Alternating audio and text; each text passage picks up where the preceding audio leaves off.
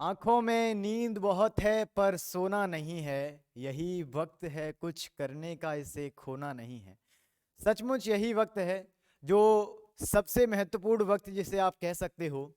पूरे साल से जिस चीज़ की प्रतीक्षा चल रही थी, इवन दो पूरे साल से ही क्या, उसके पहले भी कई सालों से प्रतीक्षा चल रही होती है कि हमारे हायर सेकेंडरी के एग्ज़ाम्स कब आएंगे, कब हम कक्षा 12वीं का एग्ज़ाम देंगे। और एक नया पड़ाव जीवन का यहाँ से प्रारंभ होता है। एक नए पड़ाव में प्रादुर्भाव करने का एक भाव यहाँ से आता है। तो सीधे सीधे शुरू करते हैं आपकी हिंदी कक्षा 12वीं की जो है उसका एक पार्ट जो है अभिव्यक्ति और माध्यम, उसका गेस्ट पेपर। उसके महत्वपूर्ण प्रश्न जो हैं वन शॉट में गेस्ट पेपर ही आप इसको कहें तो ज़्यादा बेटर रहेगा। सीधे सीधे शुरू करते हैं, ज़्यादा समय हम किसी भी अन्य एक्टिविटी पर वेस्ट ना करते हुए सीधे सीधे शुरुआत करते हैं। तो देखिए, सबसे पहले जनसंचार माध्यमों के प्रमुख प्रकार देखो, 2023 में आया हुआ प्रश्न है। किन किन प्रकारों के मुख्य रूप से जनसंचार माध्यम होते हैं? जनसंचार माध्यम अर्थात ऐसे माध्यम जिनकी मदद से हम बहुत सारे लोगों से एक साथ संचार कर सकते हैं। आप अपने किसी मित्र से खाना फूंसी कर रहे हैं, ये जनसंचार नहीं है, क्योंकि आप एक मित्र से बात कर रहे हैं। आप अपनी एक महफिल सजा करके, अगियाना लगा करके कुछ लोगों से बात कर रहे हैं, जनसंचार नहीं है, क्योंकि आप कुछ लोगों से बात कर रहे हैं। लेकिन आप अगर कोई खबर को किसी न्यूज चैनल से बोल रहे हैं तो ये निसंदेह जनसंचार है, क्योंकि इससे आप एक साथ पूरी जनता के पास आप अपनी बात को पहुंचा रहे हैं। इसलिए जनसंचार अर्थात एक साथ बहुत बड़े जनसमूह से ही नहीं बल्कि समस्त जनता से एक साथ हम जिन माध्यमों से संचार कर सकें उन्हें जनसंचार के माध्यम कहते हैं। और जनसंचार अर्थात एक साथ बहुत बड़े जनसमूह के साथ संचार करना। शब्दों में ही तो अर्थ छिपा है, बहुत आसान है, बहुत आसान है, कुछ मतलब इतना कठिन नहीं है। लोड मत लीजिए अपने ऊपर, बिल्कुल आसानी से समझिए धीमे धीमे। कुछ एक मुख्य जनसंचार माध्यम है। समाचार पत्र जो है, समाचार पत्र के माध्यम से हम अपनी बात को कई सारे लोगों तक पहुंचाते हैं। ठीक है, जैसे रेडियो है, जैसे टेलीविजन है, जैसे सिनेमा है, जैसे इंटरनेट है। यहाँ सारे की तस्वीर भी दिखाई गई है जिसकी मदद से आप और अच्छे से समझ सकें और अच्छे से आप मूल्यांकन कर सकें। तो ये कुछ प्रमुख जनसंचार माध्यम है, याद कर लीजिए। जनसंचार के प्रमुख माध्यमों के नाम लिखिए, ऐसे करके हो सकता है प्रश्न आ जाए, या जनसंचार के दो माध्यमों के नाम लिखिए, तो ये कुछ याद कर लीजिए। ठीक है, अगली स्लाइड पर चलते हैं। इंटरनेट पत्रकारिता क्या है? गुरु, इंटरनेट पत्रकारिता की बड़ी सिंपल सी परिभाषा आप देखो, आप दोगे। अगर आपसे कोई प्रश्न पूछता है कि इंटरनेट पत्रकारिता क्या है, तो आप उससे कुछ नहीं बोलोगे, आप कहोगे कि ससुरा पगला गया है क्या? इंटरनेट पत्रकारिता अर्थात इंटरनेट पर पत्रकार बनना, अर्थात इंटरनेट पर खबरों का आदान प्रदान करना, अर्थात इंटरनेट पर खबरों को भेजना, इंटरनेट पर खबरों को प्राप्त करना, इंटरनेट पर खबरों को पढ़ना, इंटरनेट पर खबरों को लिखना, अर्थात इंटरनेट पर एक पत्रकार की भूमिका निभाना, इंटरनेट पर एक पत्रकार की भूमिका का निर्वहन करना, इंटरनेट पर पत्रकारों के ऑडियंस की भूमिका का निर्वहन करना। Everything is belongs to internet पत्रकारिता। सब कुछ इंटरनेट पत्रकारिता है गुरु। तो क्या लिखोगे? सीधा सीधा, बहुत सरल है। इंटरनेट पत्रकारिता क्या है? इंटरनेट पर देखो ससुरा, लाल केसरिया, केसरिया तो पूरा दुनिया हो गई है इस वक्त, केसरिया और लाल ही निकल रहा है रंग हर जगह से। देखो, इंटरनेट पर खबरों का आदान प्रदान या प्रकाशन, खबरों को भेजना, प्राप्त करना या छापना या प्रकाशन ही वास्तव में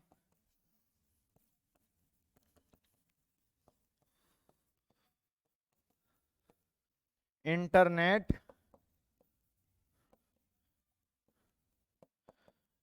पत्रकारिता है। कहोगे गुरुजी पगला गए हो, एक्स की वैल्यू एक्स, ये क्या मतलब है? इंटरनेट पत्रकारिता क्या है? इंटरनेट पर खबरों का आदान प्रदान ही इंटरनेट पत्रकारिता है। अभिव्यक्ति माध्यम की आपकी किताब में एनसीईआरटी में लिखी है, ये हमने नहीं लिखी, हमने नहीं बनाई। एनसीईआरटी इसको ऑथोराइज्ड करती है, एनसीईआरटी वेरीफाइड करती है कि सिर्फ इतना लिखना है आपको, बहुत ज्यादा ओवर एक्टिंग नहीं करनी, क्योंकि लैंग्वेज टेक्स लिमिटेशन, भाषा को सीमा चाहिए। ये नहीं कि आप लिखते चले जाइए, भाषा को, अब कुछ लोग वो सचिन वाली सीमा को ना रिलेट करने लगना कि भाषा को भी सीमा चाहिए, सचिन को भी चाहिए थी। बहरहाल, तो इंटरनेट पर खबरों का आदान प्रदान या प्रकाशन ही वास्तव में इंटरनेट पत्रकारिता, और ये सबसे महंगा जनसंचार माध्यम है। ध्यान रखिए, सबसे महंगा जनसंचार माध्यम इंटरनेट पत्रकारिता ही है। जनसंचार के तमाम माध्यम हैं, इंटरनेट पत्रकारिता नहीं, इंटरनेट। जनसंचार के जैसे टीवी है, रेडियो है, समाचार पत्र हैं, अखबार हैं, मोबाइल है, मतलब ये तमाम माध्यम है, लेकिन सबसे महंगा जो है वो तुम्हारा इंटरनेट ही है। तुम सोचोगे कि यार टीवी में तो हम बहुत रिचार्ज कराते हैं, वो महंगा होना चाहिए, हम अखबारों को 10-10 रुपए में रोज खरीदते हैं, वो महंगे, परंतु नहीं, रिपोर्ट से बताती हैं कि सबसे महंगा जनसंचार माध्यम कौन सा है? इंटरनेट है। कौन सा है? इंटरनेट। आगे देखते हैं। अब देखो, मुद्रित माध्यम क्या होते हैं? मुद्रित माध्यम मतलब प्रिंटेड माध्यम, मतलब प्रिंटेड माध्यम मतलब छपे हुए माध्यम। अखबार हुआ, मैगजीन हुई, पुस्तिकाएं हुई, कई सारी, ये सब छपे हुए माध्यम, जो छपी हुई हैं बातें, वे मुद्रित माध्यम है। एक प्रश्न आ जाता है, मुद्रण का आविष्कार कहां से हुआ? चीन से हुआ। पर आधुनिक छापाखाना का श्रेय जर्मनी के गुटेनबर्ग को दिया जाता है। भारत में पहला छापाखाना सन 1556 में गोवा में ईसाइयों ने, मिशनरियों ने धर्म प्रचार के लिए खोला। तमाम बातें हैं, अभी अपन उनकी चर्चा जो है बाद में करेंगे ऑब्जेक्टिव क्वेश्चंस की। फिलहाल ये देखो, मुद्रित माध्यमों की कुछ विशेषताएं 2 नंबर में आता है। पहली क्या है, और ध्यान रखने की बातें क्या हैं, कि क्या बातें ध्यान रखनी चाहिए मुद्रित माध्यमों को छापते? गुरु गैस पेपर है ये, पूरा ध्यान से पढ़िए, एक एक बात, बहुत कम लिया है इसलिए मटेरियल, ज्यादा नहीं लिया। छपे हुए शब्दों का स्थायित्व होता है, मतलब छपे हुए शब्द मिटते नहीं है ऐसे आसानी से, अगर कोई एक्सटर्नल डैमेज नहीं करोगे तो। दूसरा, लिखित भाषा का विस्तार है, विचार वितर्क विश्लेषण का माध्यम है। अगर कोई समाचार पत्र में कोई बात लिखी है, कोई अथॉराइज्ड किताब में लिखी है कोई बात, तो आप कोर्ट में चैलेंज भी कर सकते हो उस बात को लेकर के, ठीक है। लंबे समय तक सुरक्षित रखा जा सकता है और धीमे धीमे अनेक बार पढ़ सकते हैं। और ध्यान रखने योग्य बातें क्या हैं? भाषा, व्याकरण, वर्तनी और शैली का ध्यान रखना चाहिए, ये जरूरी है। जैसे भाषा, व्याकरण, वर्तनी और शैली, इनका ध्यान रखना चाहिए। ना तो स्पेलिंग मिस्टेक होनी चाहिए अखबार के लिए लिखते वक्त, मैगजीन के लिए लिखते वक्त, मुद्रित जनसंचार माध्यमों के लिए लिखते वक्त, ना तो तुम्हारी स्पेलिंग मिस्टेक होनी चाहिए, ना तुम्हारे शब्दों का जो है विवादित शब्द भी नहीं आने चाहिए। सब चीज़ों का ध्यान रखना है, ठीक है। जैसे एक एडवोकेट छोड़िए, कोई नेता जो है, जैसे अनपढ़ नेता है और उसकी कोई स्टेनोग्राफर है, वो स्टेनोग्राफर से अगर कहता है कि वो निकम्मे, नालायक, घटिया, नाचीज इंसान को घूंसों से मारने की धमकी जो है मैंने नहीं दी थी, तो स्टेनोग्राफर इन शब्दों में तो नहीं लिखेगी, स्टेनोग्राफर उसको मॉडिफाइड करके लिख देगी। क्या लिख सकती है? कि नेताजी के कथन के अनुसार उस बदतमीज भी नहीं लिखेगी। क्या लिख सकती है? कि गैर अनुशासित व्यक्ति पर प्रतिरोधात्मक हमला करने की ऐसी कोई साजिश नेताजी की नहीं थी। यानी कि बहुत अच्छे शब्द जो हैं वो आ जाएं। आप गाली गलौज जो है, आप अगर खबर छपवाने गए हैं, आपने लिख दिया, उसमें बीच में 2 गालियां दे दी, लेकिन जो टाइपराइटर है उसको ध्यान रखना होगा कि उसमें गालियां कॉपी नहीं करनी है, उसमें क्या है कि उसको फिल्टर करके लिखना है। तो चीज़ें ध्यान रखनी होती हैं। समय सीमा और आवंटित जगह के अनुशासन का पालन करना होता है। ये नहीं कि कोई खबर उसने कहा कि उसके मन प्रेमी की है, तो उन्होंने कहा या तुम्हें पसंद आ रही है कोई खबर तो जाओ पूरे अखबार में वही खबर फैली हुई है। जगह की सीमा का भी अनुशासन है कि इस खबर के लिए इतना, इस फीचर के लिए इतना, इस स्तंभ के लिए, इस आलेख के लिए, इस विशेष रिपोर्ट के लिए, इस साक्षात्कार के लिए इतना इतना इतना जगह है, ठीक ठीक है। लेखन और प्रकाशन के बीच गलतियों और सिद्धियों को ठीक करना भी जरूरी है। लेखन जो है उसमें कुछ गलतियां हो गई तो प्रकाशन जो है उसमें गलतियां ना आए, बीच में बार बार पढ़ा जाए उसको और उसको फिल्टर करके जो है शब्द लिखे जाएं। ये सब चीज़ें ध्यान रखने योग्य हैं, स्क्रीनशॉट ले सकते हैं। अगली स्लाइड देखो। अगले में कह रहे हैं, अच्छा अगली स्लाइड देखेंगे, कहते हैं कि टेलीविजन खबरों के 7 चरण कौन से हैं, ये याद कर लेना। 7 चरण कौन से हैं? फ्लैश या ब्रेकिंग न्यूज, मतलब पूरा एक कह सकते हैं कि पूरा एक ये ढांचा है इस तरीके से। पहला ये होता है चरण, दूसरा स्टेप ये, तीसरा ये। कोई खबर हुई, मान लो अयोध्या में राम मंदिर बन रहा है, या मान लो कोई घटना हो जाए, कहीं बीच में कोई एक्सीडेंट हो जाए, तो पहले ब्रेकिंग न्यूज के रूप में फ्लैश किया जाएगा, उस खबर को फ्लैश किया जाएगा। बड़ी खबर आ रही है सिकंदराबाद से, जहां पे एक नाबालिग युवक की एक्सीडेंट में मौत हो गई या कुछ भी, ठीक है, या कोई अच्छी खबर है तो वो भी कर सकते हैं। फिर ड्राई एंकर, फिर जो है एकदम से एंकर जो है धीमे धीमे बोलती हुई आएगी, फिर फोन इन, फिर वो फोन लगाएगी अपने स्थानीय संवाददाता से, फिर एंकर विजुअल, फिर एंकर दिखाई देगा, एंकर कुछ बोलेगा, फिर एंकर की बाइट, फिर एंकर बाइट मतलब जो है एंकर मतलब बोलने वाला जो सामने आपको दिखता है, जैसे आज तक चैनल पे जो दिखती हैं मैडम तो मतलब फिर वो बोलेंगी। उसके बाद क्या होगा, फिर लाइव दिखाया जाएगा कि तस्वीरें दिखाई जाएंगी क्या है, फिर एंकर पैकेज यानी कि वो समापन होता है, ठीक है। याद कर लो बस, ज्यादा अर्थों की ओर मत जाओ। डेडलाइन क्या है? डेडलाइन मतलब वो लाइन जहां पे सीमा जो है खत्म होने वाली है। अखबारों में खबर को प्रकाशन के लिए स्वीकार करने हेतु एक निश्चित समय सीमा होती है जिसे डेडलाइन कहते हैं। यानी कि एक समय सीमा है, उसके बाद खबर को दोगे तो वो प्रकाशन के लिए स्वीकार नहीं की जाएगी, अर्थात उस समय में दे दोगे तो तुम्हारी खबर छप जाएगी, यानी कि उसे डेडलाइन कहते हैं, ठीक है। उल्टा पिरामिड शैली वेरी वेरी इंपॉर्टेंट। इसमें तुम्हें एक पिरामिड दिख रहा है, ऐसे पिरामिड होते हैं, ठीक है, ऐसे ये उल्टा पिरामिड है। इसे समझिए क्लाइमैक्स, इसे क्या समझिए? क्लाइमैक्स। अगर सीधा पिरामिड है इसे क्या समझिए? क्लाइमैक्स। और सॉरी, ये क्लाइमैक्स मतलब सबसे बड़ा जो पार्ट है वो क्लाइमैक्स है। सीधा पिरामिड है तो क्लाइमैक्स कहाँ आएगा? चोटी से नीचे जाते जाते जाते जाते जाते अंत में, ठीक है। और अगर पिरामिड उल्टा है, पिरामिड कैसा है? उल्टा है, तो क्लाइमैक्स शुरुआत में ही आ जाता है, क्लाइमैक्स शुरुआत में ही आ जाता है, यानी चरम उत्कर्ष जो है शुरुआत में ही आ जाता है। उल्टा पिरामिड शैली के बारे में कुछ एक पॉइंट्स लिख लो, मतलब पूरी परिभाषा तो नहीं लिखाएंगे, कुछ एक पॉइंट्स लिखो। 19वीं शताब्दी के मध्य में इसका चलन शुरू हुआ था, तब अमेरिका में गृह युद्ध चल रहा था।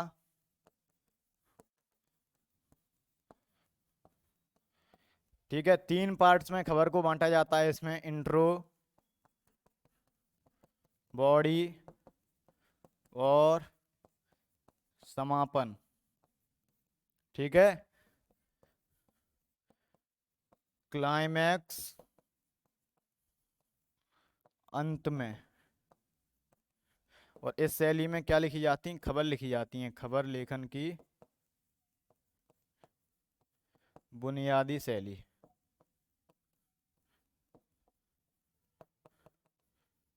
क्लाइमैक्स गुरु अंत में नहीं है, प्रारंभ में ही, ठीक है।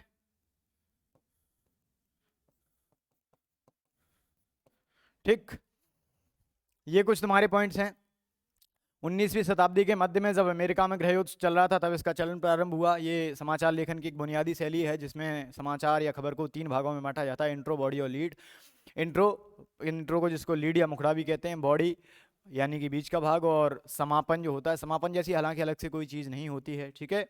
और इंट्रो में खबर का सबसे अहम हिस्सा रखा जाता है और बॉडी में घटते हुए महत्वक्रम में अन्य खबरों को जो है रखा जाता है। मतलब जब सबसे ज़्यादा महत्वपूर्ण बात है उसको पहले, उससे कम महत्वपूर्ण बात उसके बाद, उसके बाद उसके बाद, ऐसे समापन जैसी कोई अलग से चीज़ नहीं होती है, जैसे समाचार लेखन की एक बुनियादी शैली है, ठीक।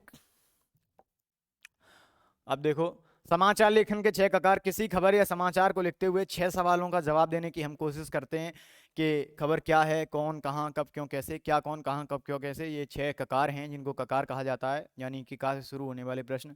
शुरू के 4 जो हैं वो कैसे हैं?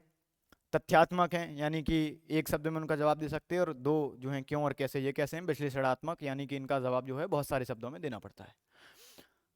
पत्रकारों के प्रकार देख लो, 3 प्रकार के होते हैं पत्रकार। कितने प्रकार के? 3 प्रकार के। पहले, एक पत्रकार भी दिख रहा है आपको, पूर्णकालिक। दूसरे अंशकालिक। तीसरे फ्रीलांसर, ठीक है। पूर्णकालिक वे पत्रकार होते हैं जो किसी समाचार एजेंसी में नियमित रूप से वेतन भोगी होते हैं। अंशकालिक वे होते हैं जो पैसे लेकर के काम करते हैं, और फ्रीलांसर भी होते हैं जो बहुत सारे अखबारों के लिए, अलग अलग अखबारों के लिए लिखते रहते हैं, उनका कोई एक अखबार से खास संबंध नहीं होता। ठीक। फीचर क्या है? एक सुव्यवस्थित, सृजनात्मक, आत्मनिष्ठ लेखन है। इसके बारे में भी कुछ पॉइंट बता दे रहे हैं। एक सुव्यवस्थित, एक फीचर लिखा हुआ है, देखो कैसे लिखा जाता है। सृजनात्मक, सुव्यवस्थित मतलब अच्छे से अरेंज किया हुआ, सृजनात्मक यानी कि खुद से सोच सोच के लिखा हुआ, ये नहीं कहीं से कट कॉपी पेस्ट मार दिया, और आत्मनिष्ठ यानी कि अपनी आत्मा से चिंतन किए हुए जो वर्ड्स हैं वो उसमें लिखे हैं, और आत्मनिष्ठ लेखन।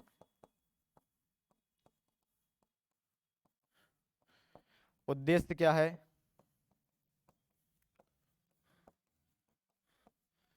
पाठकों को शिक्षित करना और मनोरंजन। ठीक है। शब्द सीमा क्या है? आमतौर पर 250 से 2000 शब्दों के फीचर जो हैं हिंदी के अखबारों में छपते हैं। ठीक है। और क्या लिख सकते हो फीचर के बारे में? कि कोई शैली नहीं होती इसकी, कोई शैली नहीं, मतलब कोई निर्धारित शैली नहीं है कि इसी शैली में लिखा जाएगा, कोई निर्धारित, पर ज्यादातर, ज्यादातर किस शैली में लिखे जाते हैं? कथात्मक शैली में। किसमें? ऊपर का फीचर देख भी रहे होगे, कथात्मक शैली में था। कथात्मक शैली क्या है वो भी आगे बताएंगे। इसका भी स्क्रीनशॉट ले लो जल्दी से। ठीक। विशेष रिपोर्ट क्या है? सामान्य समाचारों से अलग वे विशेष समाचार जो गहरी छानबीन, विश्लेषण और व्याख्या के आधार पर प्रकाशित किए जाते हैं, विशेष रिपोर्ट कहलाते हैं।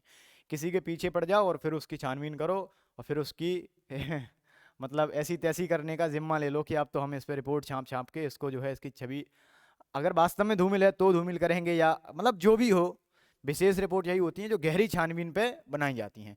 जैसे अगर किसी, इसीलिए कहते हैं अखबारों से, अखबारों के जो मालिक हैं, अखबारों के जो ब्यूरो चीफ हैं, पत्रकार हैं, उनसे उलझना ठीक नहीं है। उनसे अगर अच्छा सा उलझ गए तो वो फंसा सकते हैं विशेष रिपोर्ट्स में तुम्हें। ठीक है। अखबारों में छपने वाली प्रत्येक विषय सामग्री की देखरेख करने वाला व्यक्ति जो है वो संपादक होता है। बहुत सही है। क्या प्रश्न है? संपादक किसे कहते हैं? क्या छप रहा है, क्या नहीं छप रहा है, मतलब क्या है उसका पूरा मैनेजमेंट जो करने वाला व्यक्ति है, उसे क्या कहते हैं? संपादक। क्या कहते हैं? संपादक। स्तंभ लेखन क्या है? स्तंभ लेखन अखबार में लिखा जाने वाला एक विचार परक लेखन है, ऐसे कॉलम में लिखा जाता है। ठीक है। बीट क्या है? संवाददाताओं के बीच काम का विभाजन उनकी रुचि और ज्ञान के आधार पर किया जाता है, इसे बीट कहते हैं। उनकी रुचि और ज्ञान के आधार पर काम का विभाजन किया जाता है कि ये अपराध से संबंधित खबरें लाएगा, ये सामाजिक मुद्दों पर खबरें लाएगा, ये विज्ञान के विषय पर खबरें लाएगा, ये अनुसंधान के विषय पर लाएगा, ये खबरें लाएगा, है ना, ये क्राइम जगत की खबरें लाएगा। और इसमें एक आधार रखते हैं क्या? उनका रुचि और ज्ञान। उनका ज्ञान है कि नहीं उस विषय पर, और उनकी रुचि है कि नहीं। ऐसा नहीं कि सिर्फ ज्ञान हो रुचि ना हो तो उनकी बीट वो निर्धारित नहीं की जाती। अगर किसी की बीट अपराध है तो वो क्राइम जगत से संबंधित खबरें लाएगा, किसी की बीट विज्ञान है तो वो विज्ञान से संबंधित खबरें लाएगा।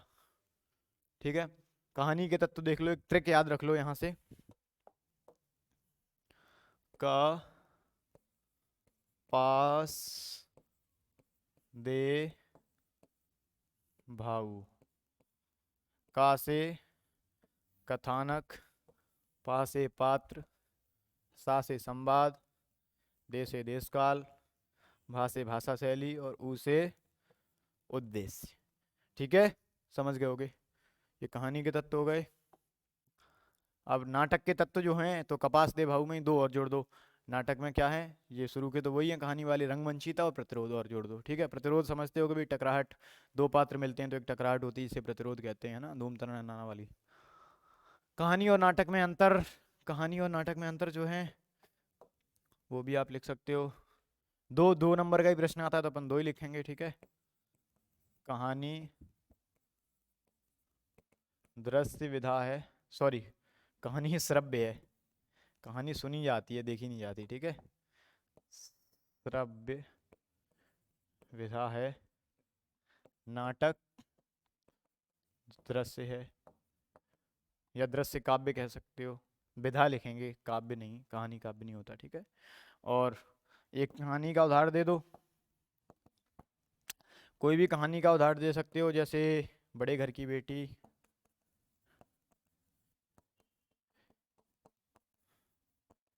मुंशी प्रेमचंद, ठीक है। और नाटक, कोई भी नाटक का उदाहरण दे सकते हो, जैसे अ, जैसे कोई भी नाटक, जयशंकर प्रसाद का कोई नाटक, कौन सा है, स्कंदगुप्त, जैसे जयशंकर प्रसाद का नाटक है, जयशंकर प्रशांत प्रसाद का है चंद्रगुप्त, स्कंदगुप्त भी है। लास्ट मिनट रिवीजन चल रहा है, यानी कि कॉन्फिडेंस बूस्टर लेक्चर्स हैं तुम्हारे, ठीक है। कहानी कैसी है, लघु विधा है, कैसी है, लघु विधा है। और नाटक कैसी है, दीर्घ विधा है। या इनसे अच्छा एक शब्द जो है वो ये लिख सकते हो कि कलेवर इसका कहानी का कैसा होता है, छोटा होता है, कलेवर यानी कि मैटर, छोटा। और इसका जो कलेवर है वो कैसा है, बड़ा या विस्तृत, ठीक है। तो जल्दी से स्क्रीनशॉट ले लो, फिर अगले स्लाइड पे चलते हैं। ओके। रेडियो नाटक की अवधि आमतौर पर 15 से 30 मिनट होती है, लिख लेना 15 से 30 मिनट, 2022 में आया था। अप्रत्याशित विषयों पर लेखन जो है, ऐसे विषय जिन पर लिखने का हमने कभी सोचा ना हो उन पर लिखना, वो विषय जो हैं अप्रत्याशित विषय हैं। बिंब क्या है, अंग्रेजी के इमेज शब्द का हिंदी रूपांतरण है बिंब, और बाह्य संवेदनाएं मन के स्तर पर बिंब का रूप धारण कर लेती हैं। हम बाहर जो सोचते हैं वही मन के स्तर पर उनकी एक छवि बन जाती है, जिसे बिंब कहते हैं, ठीक। रटंत को कुटैब कहा गया है। मैं शैली जो है अप्रत्याशित विषयों पर लेखन की शैली है, किस किस विषय पर, अप्रत्याशित विषयों पर लेखन की शैली, जिसमें हम खुद पे ज्यादा जोर देते हैं। सबसे महंगा जनसंचार माध्यम इंटरनेट है। भारत की पहली वेबसाइट कौन सी है, रीडिफ है, याद कर लेना कौन सी है, रीडिफ। हिंदी में नेट पत्रकारिता की शुरुआत वेब दुनिया के साथ, ट्रिक बताई थी, निब्बा, निब्बा की अलग दुनिया, ना से नेट वा से वेब दुनिया, ठीक है। कथात्मक शैली जो है, कथात्मक शैली में क्लाइमैक्स कहाँ आता है, क्लाइमैक्स सबसे बाद में आता है, ठीक है। और उल्टा पिरामिड शैली या खबर लेखन शैली की ठीक विपरीत होती है। कहानी का नाट्य रूपांतरण संभव है, ऐसे आ सकता है, संभव है कि नहीं है, संभव है, क्या है, संभव है। भारत की पहली मूक फिल्म कौन सी है, राजा हरिश्चंद्र। भारत की पहली मूक फिल्म राजा हरिश्चंद्र, भारत की पहली मूक फिल्म राजा हरिश्चंद्र। W.H. ऑर्डन जो हैं एक अंग्रेजी भाषा के कवि हैं, किस भाषा के, अंग्रेजी भाषा के कवि, ठीक है। कविता के लिए चित्र भाषा की आवश्यकता पर जोर किसने दिया था, सुमित्रा नंदन पंत ने, सुमित्रा नंदन पंत, किसने, सुमित्रा नंदन पंत, ठीक है। अखबार की आवाज संपादकीय को कहा जाता है, जो संपादक लिखता है, ठीक है। नाटक की मूल विशेषता क्या है, समय का बंधन, क्या है, समय का बंधन। नाटक की मूल विशेषता समय का बंधन, याद रखना, ठीक है। नाटक की मूल विशेषता समय का बंधन। भारत में पहला छापाखाना सन 1556 में गोवा में मिशनरियों ने धर्म प्रचार के लिए खोला था, ठीक है। मुद्रण की शुरुआत कहाँ से हुई थी, चीन से हुई थी। मुद्रण की शुरुआत कहाँ से हुई थी, किस देश से, चीन से हुई थी। मुद्रण की शुरुआत किस देश से हुई थी, चीन देश से हुई थी, ठीक है। और आधुनिक छापाखाना का जो श्रेय है वो जर्मनी के गुटेनबर्ग को जाता है, किसे जाता है, जर्मनी के गुटेनबर्ग को जाता है, ठीक है ना, जर्मनी के गुटेनबर्ग को जाता है आधुनिक छापाखाना का श्रेय। पर्यावरण पर छपने वाली 3 पत्रिकाएं, green wire, down to earth, भालू डालक्स, इसकी एक ट्रिक बताई थी कि ग्रीन ग्रीन ग्रीन अर्थ जो थी उस पर कोई पर्यावरण प्रदूषण कर रहा था, कुछ कर रहा था, तो भालू उसके पीछे पड़ गया, ठीक है। और green wire, down to earth और भालू डालक्स, ये पर्यावरण पर छपने वाली 3 पत्रिकाएं हो गई, ठीक है ना। तो ये तुम्हारा सारा का सारा इसका मटेरियल था, ठीक है। अभिव्यक्ति और माध्यम का 1 शॉट था, कॉन्फिडेंस बूस्टर लेक्चर था, ठीक है। तो बिल्कुल बेझिझक रहिए और निसंदेह मेहनत करते रहिए, कोई ना, जैसा रिजल्ट आएगा वो स्वीकार है, सब कुछ स्वीकार है। क्या हार में क्या जीत में, किंचित नहीं भयभीत में, कर्तव्य पथ पर जो मिला यह भी सही वह भी सही, वरदान मांगूंगा नहीं हो कुछ भी पर हार मानूंगा नहीं। तो हार मत मानिए जीवन में कभी, और स्टे मोटिवेटेड, स्टे हेल्दी, है ना, और अपनी स्वास्थ्य पर भी ध्यान रखिए।